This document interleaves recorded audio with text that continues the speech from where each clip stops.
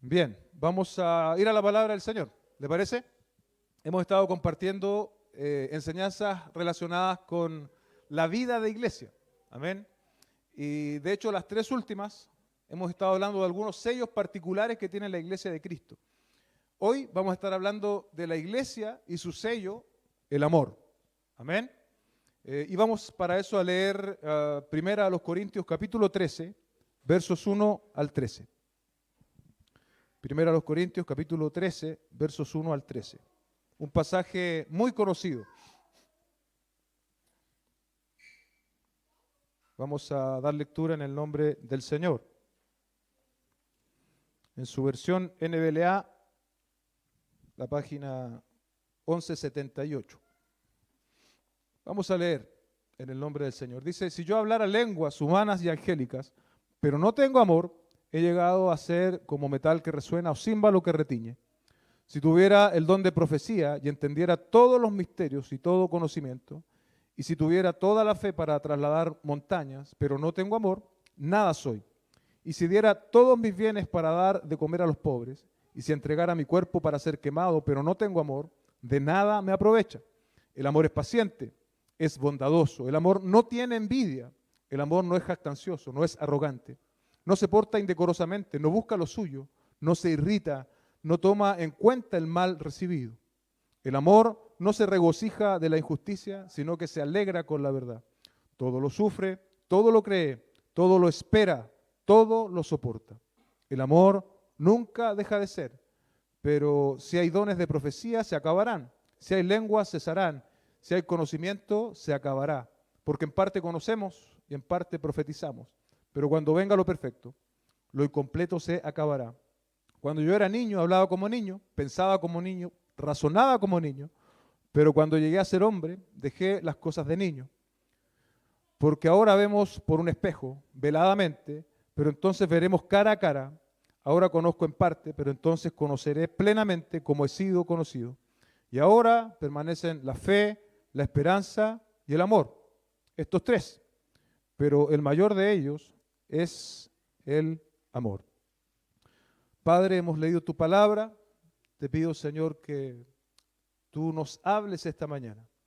Utilices, Señor, a este instrumento, Señor, que soy yo como un vaso de barro y que lo que pueda hablar pueda ser en conformidad a tu revelación y también, por supuesto, pertinente y útil para la iglesia que nosotros conformamos. Te lo pido en el nombre de Jesús. Amén y amén. Como le decía antes, hemos hablado de ciertos sellos en las últimas tres predicaciones. Si usted lo recuerda, el primer sello es la unidad, el segundo que vimos la semana recién pasado, el sello de la verdad, y hoy día el sello del amor, como características irrenunciables, digo yo, de la iglesia de Cristo, de una iglesia local como la nuestra.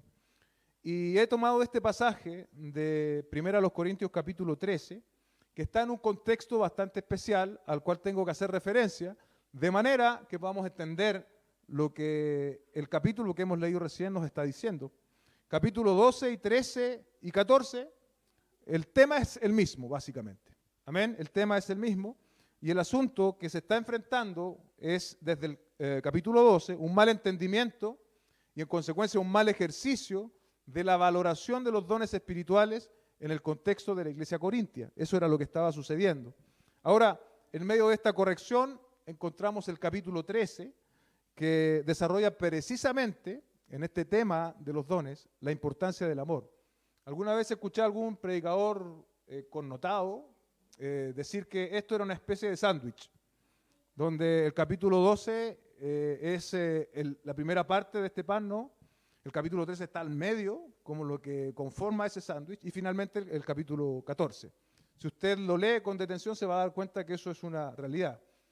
Al comienzo de esta serie, hablamos nosotros precisamente de una buena parte del capítulo 12, donde hablaba de los dones espirituales, la armonía y la unidad del cuerpo, que tiene que haber necesariamente en una iglesia, de manera que produzca lo que dice el versículo, capítulo 12, verso 26, ¿no? Esa unidad, esa armonía, tiene que producir esto. Si un miembro sufre, todos los miembros sufren con él. Y si un miembro es honrado, todos los miembros se regocijan con él. Es el resultado de una iglesia unida que entiende la participación y la armonía de los dones espirituales.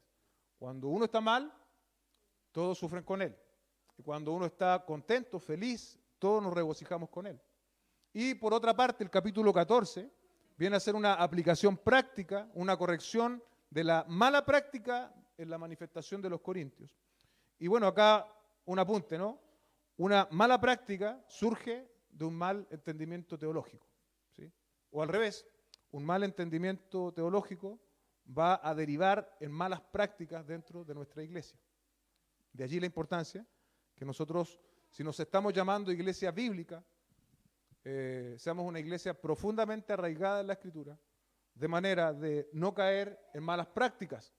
Y si es que llegamos a caer, tengamos también la posibilidad, o la sensatez más bien, de poder ser corregidos por la palabra del Señor. Y el capítulo 14 yo escogí así, no al azar, pero escogí algún versículo que representara el capítulo 14. El verso 33 dice, porque Dios no es Dios de confusión, sino de paz, como en todas las congregaciones de los santos. Eso quizás condensa bien lo que el capítulo 14 estaba afirmando, ¿no? Que no podemos regirnos en nuestros propios términos en la manifestación de la iglesia. La principal evidencia de madurez en la vida cristiana, escuche bien, es un amor creciente hacia Dios y hacia el pueblo de Dios, como así también un amor hacia las almas perdidas. Bien se ha dicho que el amor es el aparato circulatorio del cuerpo de Cristo. El amor es el aparato circulatorio del cuerpo de Cristo, nos dice Warren Wiersbe. El amor no es un don, ¿ok? Eso es importante entenderlo, sino un requisito indispensable para que los dones cumplan la función que Dios les ha dado, dice el comentario bíblico del Continente Nuevo. Y una frase que tal vez encierra bien esta enseñanza es que el amor es el cauce por el cual los dones fluyen en una misma dirección, sin atropellarse, sino complementándose, edificando y no descalificando. No podemos ser una iglesia sin amor. Amén.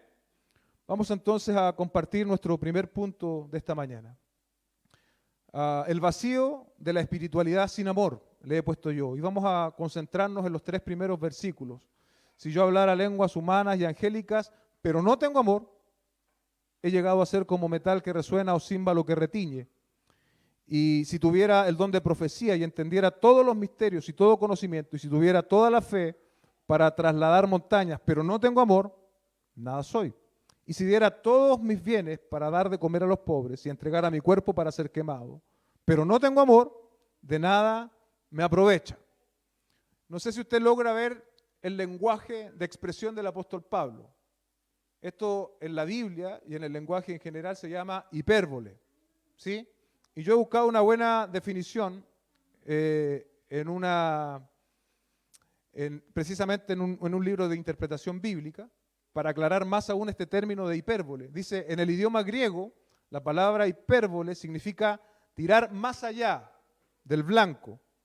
Como figura literaria significa la exageración de una idea, ¿ok? La exageración de una idea. No debe ser entendida como mentira, la cual tiene la intención de engañar. No es el caso de la hipérbole. La hipérbole exagera de una manera evidente para dar énfasis, ¿ok? Para dar énfasis al pensamiento. Eso nos dice esta definición. Y es precisamente lo que nosotros podemos ver aquí relacionado con la realidad de la iglesia corintia, el uso de una hipérbole, ¿cierto? Este uso desmedido, ¿cierto?, de los dones espirituales que había llevado a los corintios a entender que unos eran más destacados que otros y había llegado a hacer el menosprecio, ¿cierto?, de los menos visibles. Ciertamente era un entendimiento equívoco, ¿cierto? Tanto los dones más visibles como aquellos que no lo son de igual importancia, y es tal vez otra de las enseñanzas que nos deja el capítulo 12. Y hay un término que es clara en esta hipérbole, ¿no? En los 3 versículos se repite 3 veces la expresión no tengo amor, pero no tengo amor. ¿Lo notó? Versículo 1, pero no tengo amor. Versículo 2, pero no tengo amor, soy como metal que resuena o címbalo que retiñe, pero no tengo amor, nada soy, pero no tengo amor, de nada me aprovecha. ¿Se da cuenta la relevancia de esto, ¿no? De no tener amor en este uso de la hipérbole. El pastor John MacArthur dice en su Biblia comentada que en los tiempos del Nuevo Testamento, los ritos que honraban las deidades paganas incluían ruidos extáticos acompañados de símbolos y trompetas. Tal vez de allí el apóstol toma esta figura, ¿no? Si yo hablara lenguas humanas y angélicas, pero no tengo amor, he llegado a ser como metal que resuena o címbalo que retiñe. ¿Cuál era el don que los corintios estaban sobreestimando? Según leemos, sobre todo en el capítulo 14, es el don de lenguas, ¿sí? Hay una larga instrucción en ese sentido. Una expresión o manifestación de un don espiritual, si no tiene como fuente el amor, dice el apóstol, es como un ruido. Es como un ruido, los ruidos en general son molestos, ¿no? Y cuando lo único que quiere cuando uno está en un ruido es que ese ruido cese. Y el ruido no deja nada, cuando el ruido se extingue no nos deja nada. Yo pensaba en esta realidad y es distinto a una armonía, ¿no? Es distinto a una música bien ejecutada, ya sea cantada o no. Eso te deja siempre un mensaje, te deja siempre una sensación. Pero el címbalo que retiñe, ese metal que suena, no deja nada. Uno quiere solo que termine y una vez que ha terminado, no nos deja nada, ¿sí? Ahora, el don de lengua, ¿cierto? Debiese ser practicado de manera tal supeditado al amor, ¿no? Para que deje de verdad lo que el don debe producir, que es edificación. No era lo que estaba pasando en la iglesia de los Corintios. Vemos hoy en día, amada iglesia, en muchos contextos cristianos, una sed casi insaciable por el emocionalismo, ¿sí? Se ha establecido una relación directa entre la emoción y la presencia del Espíritu Santo. Y entonces, si no me emociono en la reunión, si no, entre comillas, si no sentí la presencia del Señor, argumentan ellos, entonces como que Dios no estuvo presente en dicha reunión. Ahora, lo que a mí respecta, ¿cierto? Tal vez lo más preocupante de este tipo de pensamientos es que cuando sí ocurren esas experiencias, las personas no crecen en carácter de Dios en sus corazones, en general. Son personas que pueden llorar, pueden caer, pueden girar. Sin embargo, el día lunes, cuando tienen que ir al trabajo o cuando tienen que compartir con sus familias, no hay más de Cristo en ellos. Es como, yo decía, es como el címbalo que retiñe. Es mucho ruido, es mucha expresión, pero no hay cambio. O en términos bíblicos, no hay fruto. Es solo emoción. Y ustedes me conocen bien, la mayoría, yo no abogo por la no emoción. Yo no abogo por eso, yo no defiendo, digamos, no creo que la ortodoxia tenga que ver con no emocionarse, no lo creo así. Pero si Dios nos creó con emoción, tendrán su uso, pero si yo me baso en mi relación con Dios solo en las emociones y no en que mi carácter sea conformado al carácter de Cristo, entonces hay algo que no está funcionando bien allí. Para hacer el contrapunto, ¿no?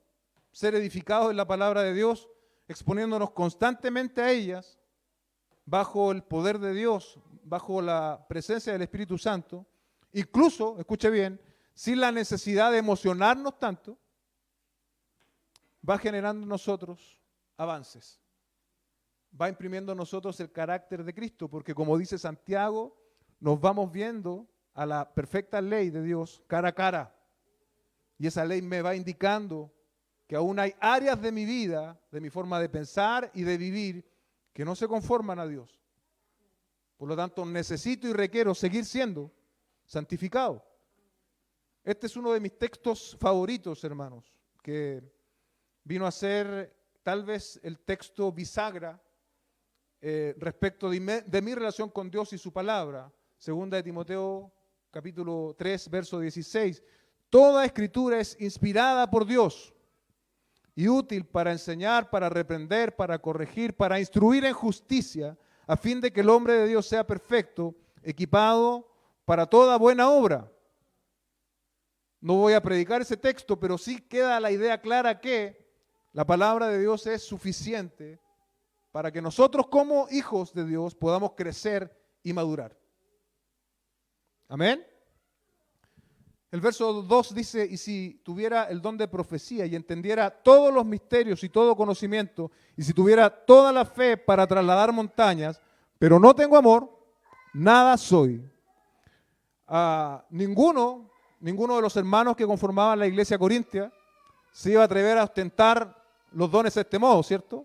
Decir que, por ejemplo, tenía el don de profecía, que entendía todos los misterios, que tenía todo el conocimiento, que tenía una fe capaz de trasladar montes. No creo que alguno de ellos se atreviese a utilizar esta figura o esta forma de expresión. Da cuenta de la hipérbole, ¿no? Esa exageración extrema. Y ponía en evidencia la realidad que ellos tenían. Que ya teniendo algún don que tal vez era más destacable que otros, venían a sentirse un poco superiores que los demás. Los dones de tarima, en nuestra realidad actual, los dones de tarima, los de conocimiento, o incluso que aquellos que ostentan hoy en día ciertos milagros, ¿cierto? Dice el texto, trasladar montañas. Pero hoy día también hay iglesias que se mueven y se mueven y se fortalecen y crecen a través de este tipo de ofertas. Usted escucha cosas como ven por tu milagro, júntate con nosotros y ven por tu milagro. Generalmente eso está asociado al entregar alguna ofrenda para recibir dicho milagro. Ahora, el texto otra vez dice, si tú tienes don de profecía, si entiendes los misterios, si tienes conocimiento, si tienes una fe capaz de trasladar montañas, de hacer cosas extraordinarias, pero no tienes amor, dice el apóstol Pablo, ¿cierto? Señalándose a sí mismo, nada soy, nada soy. Otra vez nos da la idea clara de que el amor, como dice John MacArthur, es la columna vertebral, bien digo, de la iglesia de Cristo.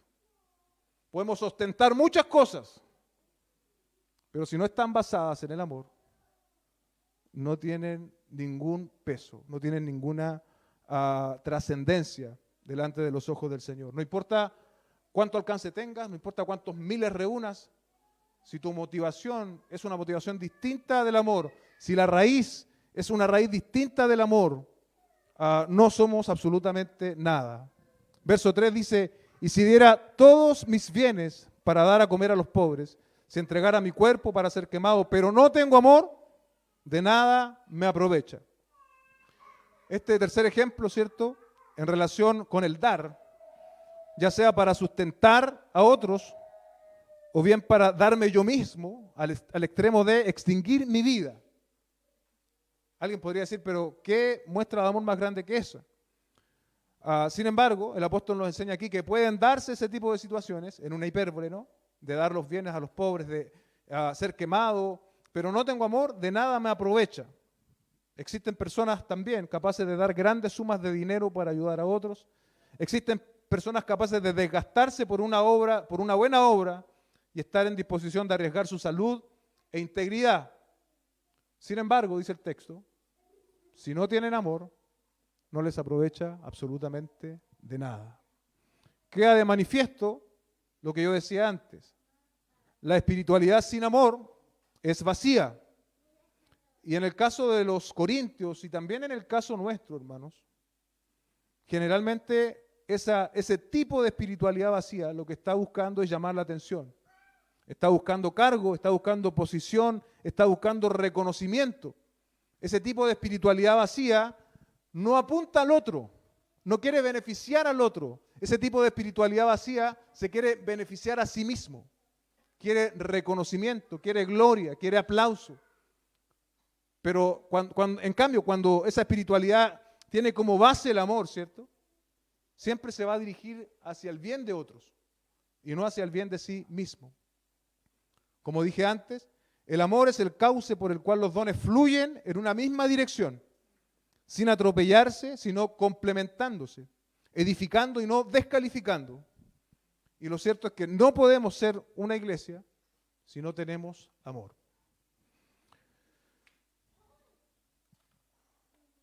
El siguiente punto de esta mañana, a partir del verso 4 hasta el 7, manifestaciones propias del amor, así le coloqué yo a esta parte del texto.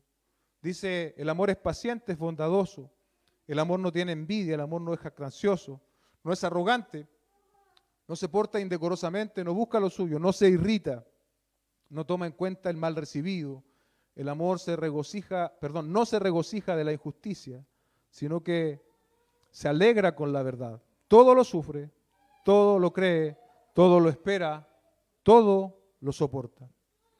El texto nos define las características del amor. No sé si usted lo sabe, probablemente sí. Este es un texto favorito citado en los matrimonios, ¿sí? Sin embargo, cuando nosotros nos preguntamos, pero ¿cuál es el contexto de origen de este texto? Ya lo habíamos dicho antes, ¿no? Es la corrección de una iglesia local.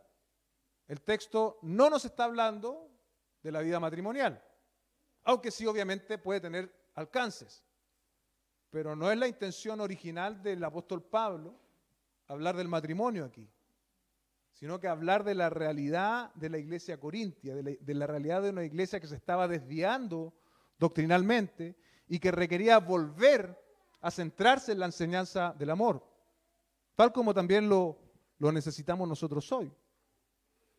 Volvemos al verso 4, ¿no? Pero, perdón, algo muy interesante aquí.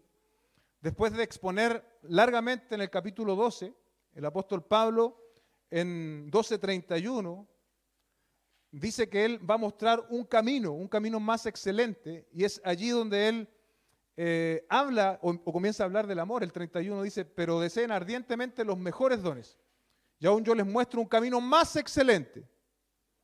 ¿Cuál es ese camino más excelente? El amor, el amor. Y entonces ahí empieza el versículo 4, ¿no? Volviendo desde donde habíamos quedado. Dice, el amor es paciente, es bondadoso, el amor no tiene envidia, el amor no es jactancioso, no es arrogante. La inmadurez, el poco aplomo, la falta de sobriedad. Hablamos de sobriedad cuando estuvimos en Tito, ¿no? La importancia de esa característica. Nos hace personas poco pacientes. Y precisamente vemos en el texto que el amor es paciente. La iglesia corintia era una iglesia en esencia impaciente. Por ejemplo, recordamos que algunos se adelantaban a comer la cena del Señor, ¿sí? No esperaban a los demás, pensaban que la cena del Señor era una especie de banquete donde lo único que ellos querían era saciarse a sí mismos, sin importarle la necesidad de los demás, y perdiendo absolutamente el orden o el propósito de lo que Dios había establecido para dicho mandato. Eran por naturaleza impacientes. Y aún más, respecto de este mismo orden de la iglesia, cuando el apóstol Pablo en 1 Corintios 14, 29 y 30 les dice, y que 2 o 3 profetas hablen y los demás juzguen, pero si a otro que está sentado le es revelado algo, que calle el primero. ¿Por qué el apóstol está dando este orden? Porque precisamente todos querían hablar, todos querían sacar a relucir su don, todos creían que tenían algo más importante que decir que el resto. Entonces el apóstol Pablo dice, calma, tienes que tener paciencia, tiene que haber cierto orden en la iglesia de Cristo, para que verdaderamente se produzca edificación a través de los dones. Da cuenta, ¿cierto?, de su impaciencia, imprudencia, de ese ánimo tan propio nuestro del ser humano de figurar y de ser el primero. En ocasiones hablamos de paciencia en relación a algo que estamos esperando. Y está bien. A lo mejor alguien está esperando una respuesta laboral, la resolución de algún conflicto familiar, tal vez una respuesta a un asunto de salud. Y para todas esas cosas requerimos ser pacientes, ciertamente. Pero la paciencia que el texto hoy día nos está señalando no dice relación en ese escenario de lo incierto, sino más bien en el escenario del trato con los demás, de cómo tú tienes que ser paciente con los demás, con las demás personas. Y es obvio que estamos hablando de la realidad de iglesia, pero si usted lo piensa, no es que Dios nos manda a ser pacientes dentro de la iglesia y después el día lunes en mi trabajo o en mi casa soy impaciente. No, debe ser un carácter permanente en mí. El que yo pueda ser paciente, tolerante, obviamente en el contexto de la iglesia local, pero que llegue a imprimirse en mí como un carácter de vida, no como una actitud conveniente para que otros tengan un concepto de mi alta espiritualidad. ¡Uy, qué paciente el pastor! Mira cómo... No, en todo escenario somos llamados a ser pacientes con las personas con las cuales tratamos.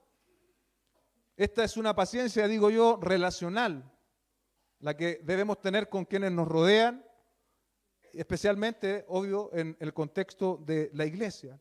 Aquí, y es cierto, a veces pueden haber personas que son más maduras, que quisieran las cosas en el contexto de la iglesia a otra velocidad, que nosotros como iglesia local fuésemos más rápidos.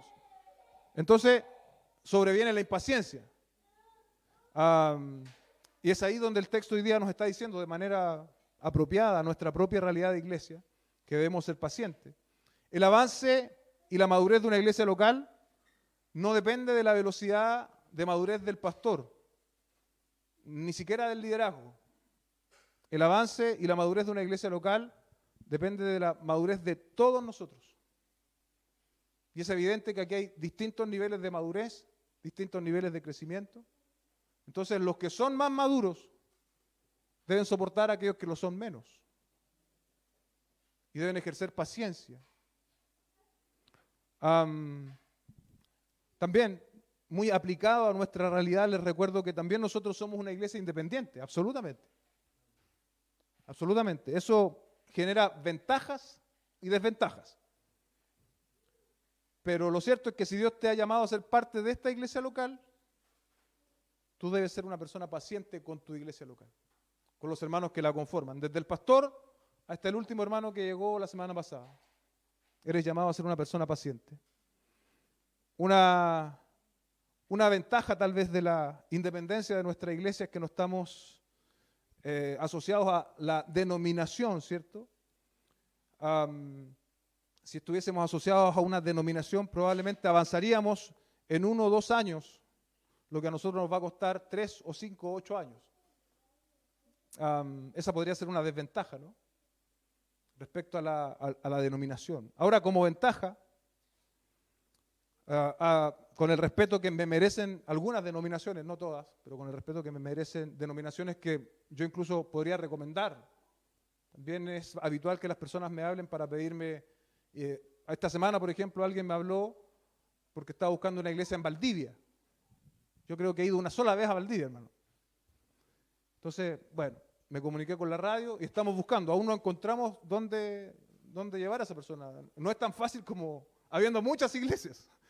Sí, eso es, habiendo muchas, no es tan fácil decirle, ve a esa iglesia. Así que ahí se están moviendo también en la radio para encontrar una buena iglesia en Valdivia. Y tal vez una ventaja, ¿cierto?, de la realidad de una iglesia independiente como la nuestra, es que no estamos sujetos a los vicios históricos y a la presión denominacional. Que soy testigo de que muchas veces en buenas iglesias locales se ejerce y llega incluso a desbaratar un buen trabajo que se está haciendo en muchos lugares. Porque la denominación es importante. ¿Amén? ¿Por qué digo esto? Porque usted debe saber que es esa nuestra realidad. Yo siempre se lo digo a las personas que llegan por primera vez. Se los digo. Trato de transmitirle todo. A lo mejor a veces los ahogo con tanta información, pero se los digo. Esta es la realidad de nuestra iglesia. Y para seguir remando juntos, para seguir adelante en esta iniciativa de Dios con nosotros, requerimos ser pacientes, hermano. Requerimos que los más maduros soporten a los que lo son menos. Requerimos que entendamos que la velocidad con la cual la iglesia avanza no depende de la voluntad del pastor, depende de la voluntad de Dios, pero también de tu participación y de tu propia madurez en el contexto de la iglesia local. Por último, respecto de este asunto de la paciencia, algo que yo noté, que tal vez no está directo en el texto, ¿no?, pero un poco más ampliamente, la carta muestra la paciencia de Dios por una iglesia local, por esta iglesia en Corintio, una iglesia inmadura. Entonces Dios toma los medios para enviarles advertencias, corrección. ¿Cuál es la agencia humana que Dios utilizó? El apóstol Pablo, que a pesar de los informes que él había recibido de Cloé, ¿no?, al comienzo de la carta, él no envía una carta para terminar con esta realidad corintia. Son una iglesia tan inmadura, con tantos conflictos, con tantos problemas, que quizás bajo la perspectiva de muchos de nosotros, si hubiésemos estado en los zapatos del apóstol Pablo, dile mejor que se acabe esa iglesia. Una iglesia tan inmadura, una iglesia que con sus actitudes no glorifica para nada al Señor. Pero gloria al Señor que Él es paciente y que tuvo siervos pacientes como el apóstol Pablo para corregir, con paciencia. Y debemos emular ciertamente también esa misma actitud. Paciencia para corregir, para edificar, y que eso lo podamos hacer mutuamente. El amor es bondadoso, ¿no? Mateo 5, 43, 45. Mateo 5, 43, 45 dice, ustedes han oído que se dijo, amarás a tu prójimo y odiarás a tu enemigo. Pero yo les digo, amen a sus enemigos y oren por los que los persiguen, para que ustedes sean hijos de su Padre que está en los cielos, porque Él hace salir su sol sobre malos y buenos y llover sobre justos e injustos. Aquí el amor dirigido hacia los enemigos, imagínense. ¿Cuánto más en el contexto de la iglesia local, de nuestra propia familia, de las personas con las cuales nos relacionamos? Tenemos que manifestar bondad constantemente. De hecho, en el 45 implicamos que para que ustedes sean hijos de su Padre que está en los cielos. O sea, cuando nosotros extendemos bondad hacia otras personas, estamos dando cuenta de la condición de hijos de Dios que tenemos. Amén. La bondad, y esto también es importante, la bondad y la expresión de amor en general no requiere un cargo en la estructura eclesiástica. Tú no necesitas que el pastor, que el diácono, que ningún líder te diga, hermano, anda a hacer el bien. Tú puedes hacer el bien en tu contexto, con personas cercanas, incluso con hermanos de la iglesia. Eso no está restringido, digamos, a la organización que tiene la iglesia. Ahora, la iglesia y nosotros en particular, ¿atendemos las necesidades o intentamos hacerlo? Sí, por supuesto que sí. Y quiero mencionarle dos cosas que una se volvió a implementar, que es la canasta, ¿cierto?, de provisión para aquellos hermanos que están en situaciones no muy buenas. Damos gracias al Señor. En los 2 meses anteriores se hicieron buenas canastas y se pudo ir en ayuda de familias de la congregación. Y tal vez el cambio más significativo que hemos hecho respecto de la ayuda a hermanos es que ya no hacemos un tipo de colecta informal para ayudar a determinada familia, sino que cuando es necesario ayudar a alguien, el dinero proviene de las arcas de la iglesia directamente. Si quieren ayuda de alguien, nunca más se le va a preguntar, hermano, aunque se hacía, ¿cierto? Y se hacía de forma privada, pero eso con los diáconos se los manifesté y ellos estuvieron de acuerdo. Entonces, más bien, desde el propio dinero de las arcas de la iglesia se toma dinero para ir en apoyo de aquellos hermanos que no están sin trabajo o están pasando mal la situación económica. Entonces, sí, la iglesia atiende también a esas necesidades. Probablemente no es lo mejor, ¿cierto?, pero es lo que nosotros como iglesia local hoy día estamos haciendo, y eso también requiere tu participación. Requiere que tú te inscribas si puedes hacerlo para traer mercadería, y requiere también obviamente que tú participes en la ofrenda de la iglesia, que no tiene solo que ver con las cosas que se compran para la reunión o implementos o equipos o útiles de aseo o lo que sea, sino que también hemos agregado este ítem para poder manifestar bondad, que no es que estemos haciendo gran cosa, es lo que tenemos que hacer como miembros de una comunidad. Amén. El amor no tiene envidia, el amor no es jactancioso, no es arrogante. Otra vez tenemos que pensar en el contexto, ¿no? El mal entendimiento de los dones estaba precisamente manifestando envidia, jactancia y arrogancia. Envidia de parte de aquellos que querían dones más visibles. Yo quisiera tener el don de profecía, y a lo mejor él tenía el de misericordia, ¿no? Mucho más invisible que el otro. Y jactancia y arrogancia de parte de aquellos que decían tener un don más visible y se sentían más importantes que el resto de las personas, de los hermanos. El amor como base fundamental no permite nada de esto. No permite ni la envidia, ni la jactancia, ni la arrogancia. Porque en su esencia más pura el amor no tiene nada de esto. ¿Cierto? No tiene envidia, no tiene jactancia, no tiene arrogancia. La supuesta manifestación espiritual estaba contrapuesta con el carácter medular y soporte de una iglesia cristiana, que es el amor. El amor. El telón de fondo de toda esta instrucción bíblica, podríamos decir, es precisamente los dones. Y aquí hay algo que es llamativo. Estamos hablando de los dones. ¿Usted sabe lo que es un don? Un regalo. Y aquí está la contradicción humana, ¿cierto? Que llegamos a ser capaces de jactarnos de un regalo.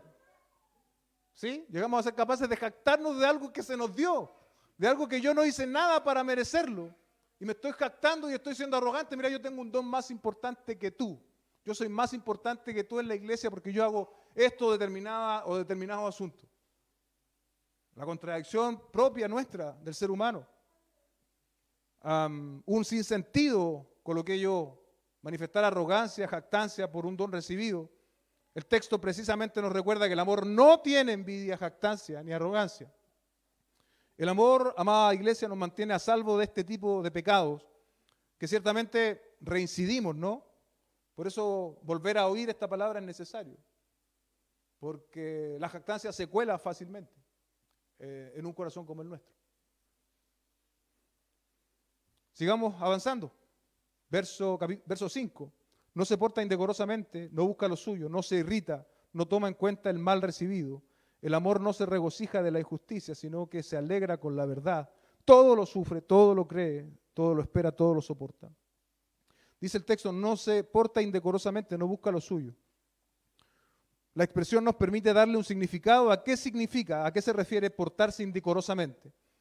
Por lo que sigue, ¿no? Portarse indecorosamente es buscar lo suyo, lo nuestro. En otras palabras, la satisfacción personal, sin contemplar las necesidades de otros, tiene el sentido en el mal entendimiento, otra vez, de los dones, que eran vistos como una especie de elemento jerárquico en los corintios. Los que tenían dones más visibles era como que tenían más medallas, más estatus dentro de la iglesia. Entonces el apóstol Pablo dice, no, la realidad del don basado en el amor no busca lo suyo propio, no se comporta indecorosamente, sino más bien está siempre mirando al otro. No se irrita, no toma en cuenta el mal recibido. Piensen esto, ¿con qué facilidad nos irritamos nosotros? ¿Usted se irrita rápidamente? La reacción espiritual vía el amor de Dios en nosotros, dice el texto, es no tomar en cuenta el mal recibido. La pregunta es, ¿cuán lejos estamos de esta realidad que describe el texto? Para cada uno de nosotros, en la interna. ¿Cómo reaccionas tú frente al mal recibido? Eso habla de madurez. Y aquí hay un punto importante de también establecer, no necesariamente de los años que llevamos en el cristianismo en la iglesia. Lamentablemente, muchas veces, años en la iglesia no es igual a madurez adquirida. Entonces, alguien puede llevar 20 años en la iglesia, pero si sigues irritándote frente al mal recibido de la misma manera que lo hacías antes de ser cristiano, entonces no hay mucho avance del carácter de Cristo en ti. Jesucristo nos dio ejemplo. Qué precioso pasaje, Isaías 53:7, el profeta dice, fue oprimido y afligido, pero no abrió su boca, como cordero que es llevado al matadero y como oveja que ante sus trasquiladores permanece muda, él no abrió su boca. Y tal vez algunos están pensando, pero pastor, ese es el Señor Jesucristo. Y la Escritura nos responde en Filipenses 2, 5, 8. Haya pues en ustedes esta actitud que hubo en Cristo Jesús, el cual, aunque existía en forma de Dios, no consideró el ser igual a Dios como algo que aferrarse, sino que se despojó a sí mismo, tomando forma de siervo, haciéndose semejante a los hombres, y hallándose en forma de hombre, se humilló él mismo, haciéndose obediente hasta la muerte y muerte de cruz. Para nuestras justificaciones humanas, ¿no? Haya pues en ustedes esta actitud que hubo en Cristo Jesús. El amor de Dios en nuestras vidas nos capacita para lo que en nuestra naturaleza humana sería imposible. Y que es no irritarnos cuando somos ofendidos. ¿Será algo que sobrevendrá sobre tu carácter de manera mágica e instantánea? Claro que no, claro que no. Tendrás que participar en ese proceso de santificación. Tendrás que, ¿dónde parte todo esto? En reconocer nuestro pecado. Señor, me irrito fácil. Perdona este pecado, ayúdame a superarlo. Ayúdame a que el carácter de tu Hijo Jesucristo se imprima en mí. Ayúdame a callar, Señor, cuando lo único que quiero hacer es hablar o defenderme. Porque sabemos que la Escritura nos dice que tu amor, Señor, el amor que tú nos has dado y del cual hoy somos nosotros llamados a reflejar, no toma en cuenta el mal recibido. Verso 6 dice, el amor no se regocija de la injusticia, sino que se alegra con la verdad. Sabemos lo sucedido en el capítulo 5 de esta misma epístola, ¿no? Versos 1 y 2. En efecto, se oye entre ustedes hay inmoralidad, y una inmoralidad tal que no existe ni siquiera entre los gentiles, al extremo de que alguien tiene la mujer de su padre, y ustedes se han vuelto arrogantes, en lugar de haberse entristecido para que el que de entre ustedes ha cometido esta acción fuera expulsado de en medio de ustedes. ¿Qué estaban haciendo los corintios? Estaban precisamente tolerando el pecado. No estaban tomando medidas. Dice, el amor no se regocija de la injusticia. ¿Ve que tiene relación con lo dicho? Decíamos la semana anterior, ¿no? Que las cartas eran un documento completo. Hoy día nosotros los capítulos y los versículos a veces nos confunden un poco. Pero es altamente probable que esta expresión, el amor no se regocija de la injusticia, sino que se alegra con la verdad, tenga mucha relación con lo que el apóstol había mencionado en el capítulo 5 respecto de esta actitud de pecado que la iglesia estaba aceptando, ¿no? Existe una relación, por lo tanto, íntima e inseparable entre el amor y la verdad. Y en contextos como los que vivimos hoy, eso es fundamental, hermano. Existe también una relación entre la verdad y lo que es justo. El amor bíblico, por lo tanto, está sujeto, subordinado a la verdad de Dios. Es más, dice, se alegra con la verdad. Se alegra con la verdad. El amor bíblico no es cualquier tipo de amor del cual hoy día la gente habla y verbaliza, ¿no? Cuando quieren justificar sus actitudes pecaminosas.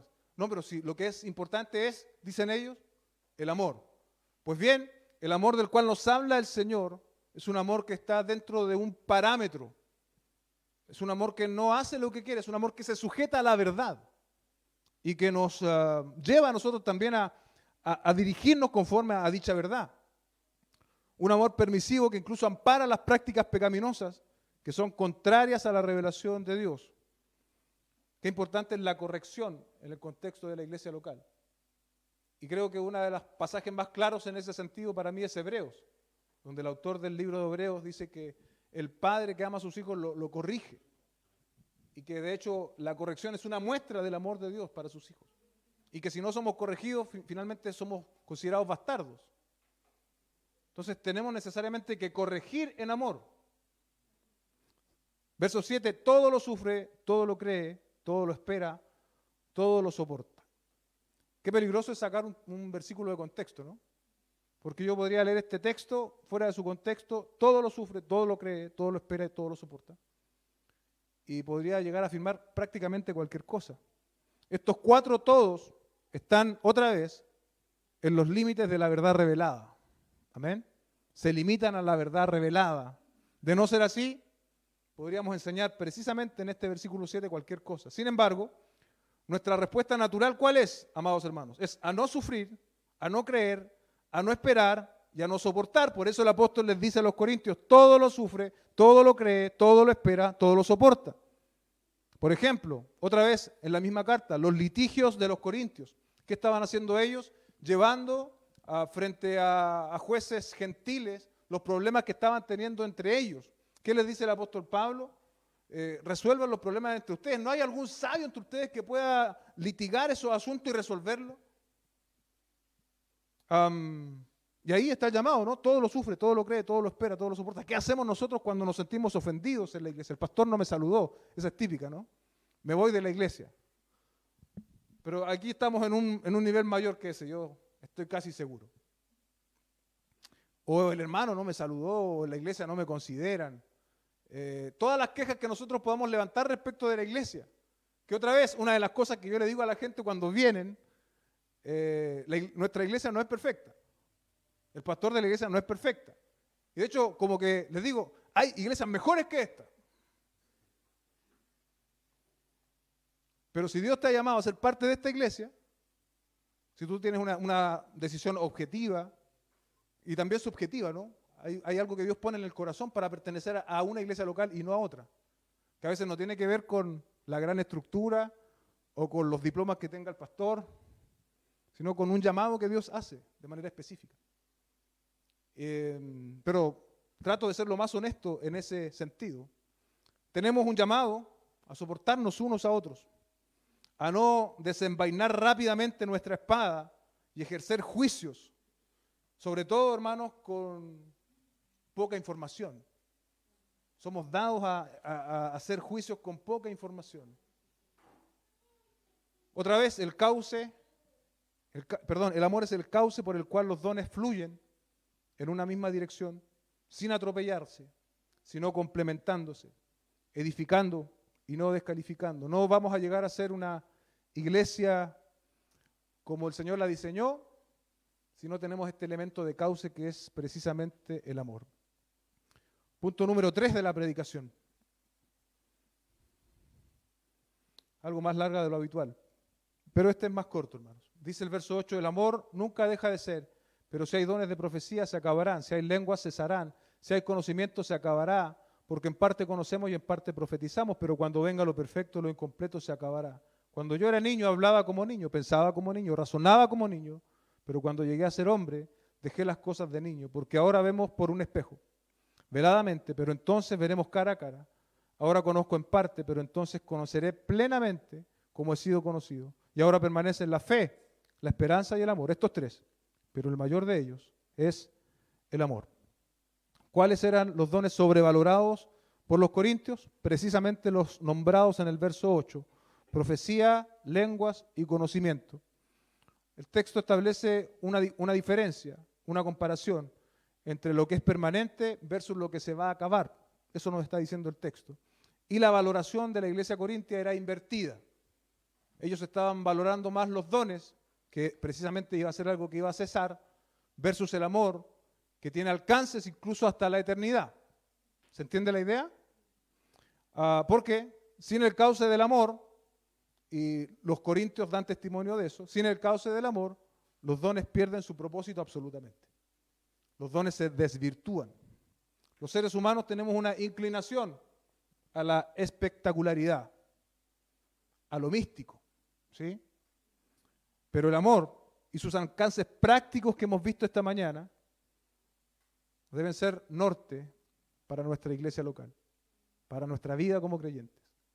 Hay espacio para cosas que a veces no llegamos a definir de manera absolutamente clara, ¿cierto?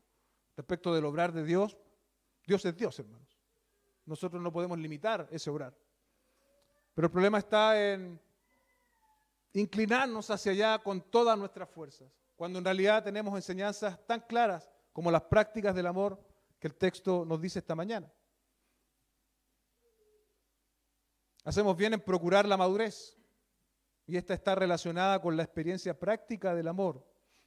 Mira como lo expone el apóstol en el verso 11, cuando yo era niño, hablaba como niño, pensaba como niño, razonaba como niño, pero cuando llegué a ser hombre, dejé las cosas de niño.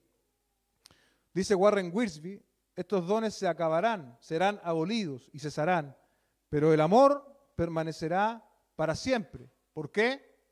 Porque Dios es amor. En el verso 12 dice, porque ahora vemos por un espejo, veladamente, pero entonces veremos cara a cara. Ahora conozco en parte, pero entonces conoceré plenamente como he sido conocido. No seremos totalmente completos hasta que Jesús regrese, pero ahora nuestra obligación es estar creciendo y madurando. Y para eso tenemos que estar arraigados al amor. Dice John MacArthur, lo perfecto debe corresponder al estado eterno. Cuando en la gloria veamos a Dios cara a cara y tengamos un conocimiento pleno en la eternidad de los cielos nuevos y la tierra nueva. Así como un niño llega a tener un conocimiento pleno, los creyentes llegarán a un conocimiento perfecto y tales dones ya no serán necesarios. O sea, los dones, como expresión de la iglesia y instrumento de edificación, no serán necesarios cuando estemos en la eternidad. Eso es claro. Finalmente el verso 13, ¿no? Dice, ahora permanecen la fe, la esperanza y el amor, estos tres, pero el mayor de ellos es el amor. Los objetos de la fe y la esperanza se cumplirán y se realizarán perfectamente en el cielo. O en otras palabras, ya en el cielo no vamos a necesitar más fe y esperanza, porque todas las promesas estarán cumplidas. Estaremos allí, hermano, en gloria, disfrutando con el Señor. Pero el amor, la virtud de Dios será eterna, será eterna. El cielo será un lugar para la expresión del amor hacia Dios y hacia los demás. Sin el elemento del pecado, ¿no? Que suele fastidiar todo. Pero allá no habrá más pecado. Allá, de verdad, como dice el texto, seremos conocidos. Seré conocido como Él me conoció. Iba a incluir este ejercicio, pero proyecté que el sermón iba a ser más largo de lo habitual. Pero para que usted lo haga en su casa, tome este capítulo y sustituya la palabra amor por Jesús, en el capítulo 13. Y va a obtener un retrato bastante perfecto de lo que nuestro Señor Jesucristo es.